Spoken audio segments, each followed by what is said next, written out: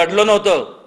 प्रत्येका जसं तुम्हाला इमोशन्स आहे, तुम्ही हसता रडता, तुम्हाला राग येतो, हे these a part of all various emotions. थोडंसं इमोशनल बस, म्हणून काय रडणाऱ्यापैकी नाही मी.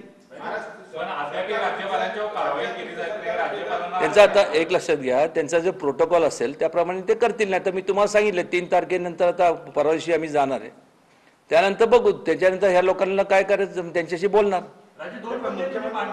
एक एक घ्या ना, घाई नाही तुम्ही. राज्यपालांचा एक मुद्दा अधोरेखित केला, दुसरा होता तारखेचा आणि तिथीचा. तारखेचा आणि तिथीचा वाद गेल्या अनेक वर्षापासून आहे. खरं तर राज्यकारभार पाहणाऱ्या लोकांनी यामध्ये लक्ष घालून हा विषय संपवायला पाहिजे असं वाटत नाही का? आणि आज संपवा यासाठी काय प्रयत्न केला पाहिजे असं वाटतं आपल्याला? नाही, संपल हा निर्माणच का झाला इथून. मी तर ते माझा मूळ प्रश्न तो आहे.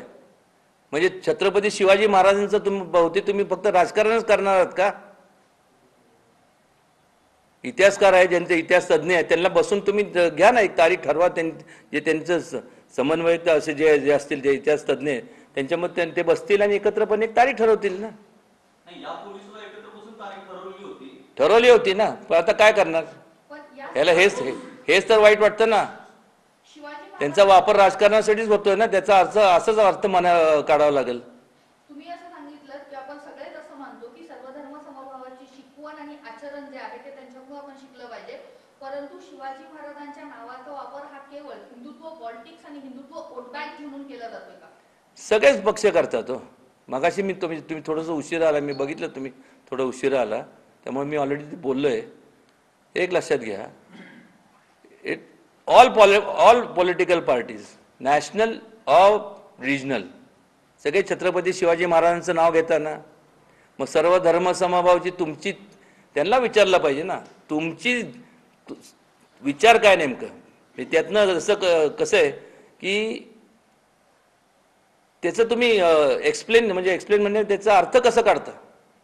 शिवाजी महाराजांचा जो अर्थ होता तोच खरा अर्थ आहे. कुठं जाणार मला सांगा? समजा मी म्हणलं हे त्या जातीतला आहे, तो इथं नको, हा नको, जाणार कुठं? सगळे इथंच जन्माला आलोय ना, कुठं जाणार? तुमची स्ट्रॅटेजी काय? आजचा प्रतापगडावरचा कार्यक्रम राजकारणाचा भाग होता वाटतं का? नाही, ते मला माहित नाही. पण ते खरं तर तारीख आणि तिथं परत जे ते संपुष्टात आणली पाहिजे, त्यातनं मार्ग निघाला पाहिजे आणि एकच तारीख राहिली पाहिजे.